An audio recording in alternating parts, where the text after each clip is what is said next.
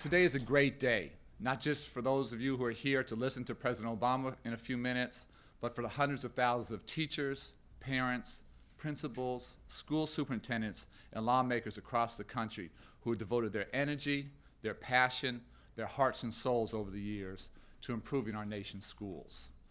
Today we cross an important threshold in education reform.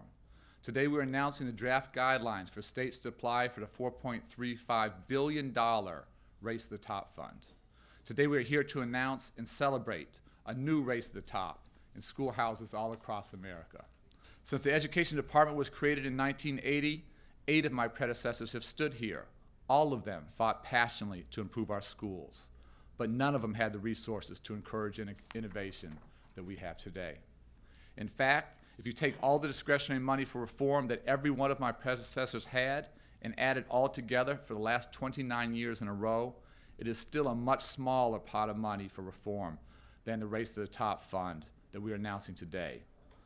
For states, for district leaders, for unions, for businesses, and for nonprofits, the Race to the Top is the equivalent of education reform, the moonshot. And the President is determined, I am determined, and our team is determined not to miss this opportunity. Over the past 6 months, many states have adopted reforms that would have been almost unthinkable just a year ago. Earlier this spring, 46 states signed on to a state-led process to develop a common core of K-12 standards in English, language arts, and math.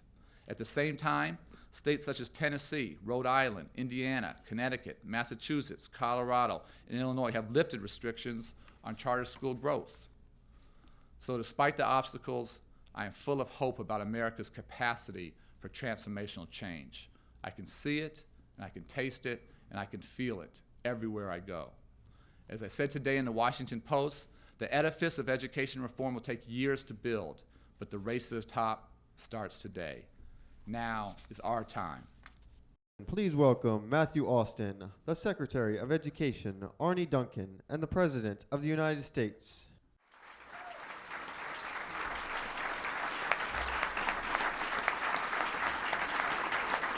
Good afternoon. Good afternoon. Good afternoon. My name is Matthew Austin. I am an 8th grade honor student from the Howard University Middle School of Mathematics and Science, located here in Washington, D.C. We love our school, and we also love our teacher, Ms. Kim Worthy. She is here today, and she was recently named the 2009 D.C. Teacher of the Year.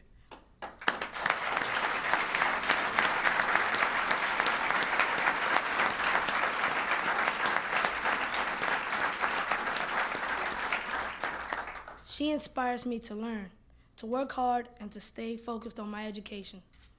And now, I am very honored to introduce someone who inspires school children all across America to work hard and to stay at school and to be successful. Please welcome the President of the United States, Mr. Barack Obama. Thank you. Thank you. Thank you.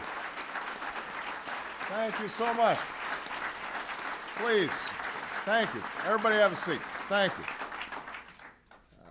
Thank you for the outstanding introduction from Matthew. Because improving education is central to rebuilding our economy, we set aside over $4 billion in the Recovery Act to promote improvements in schools. This is one of the largest investments in education reform in American history.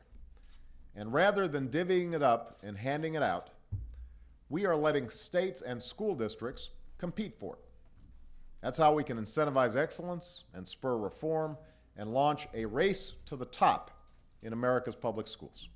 This competition will not be based on politics or ideology or the preferences of a particular interest group. Instead, it will be based on a simple principle: whether a state is ready to do what works. We will use the best evidence available to determine whether a state can meet a few key benchmarks for reform. And states that outperform the rest will be rewarded with a grant. Not every state will win, and not every school district will be happy with the results. But America's children, America's economy, America itself will be better for it. Better standards, better teaching, better schools, data-driven results. That's what we will reward with our Race to the Top fund. But as I've said before, fixing the problem in our schools is not a task for Washington alone. It will take school administrators, board presidents, and local union leaders making collective bargaining a catalyst and not an impediment to reform. It will take business leaders asking what they can do to invest in education in their communities. It will take parents asking the right questions at their child's school and making sure their children are doing their homework at night. I'm absolutely confident that if I do my part, if Arnie does his part, if our teachers do their part, if you do yours, if the American people do theirs, then we will not only strengthen our economy over the long run, and we will not only make America's entire education system the envy of the world, but we will launch a race to the top that will prepare every child everywhere in America for the challenges of the 21st century. I'm convinced we can do that. But it's not going to come easy. It's not going to come quick. We're going to have staying power. We're going to have to be consistent. We're going to have to put the interests of our children ahead of our own parochial interests. But we have no choice. And I'm absolutely confident that we can make it happen. Thank you very much, everybody. God bless you.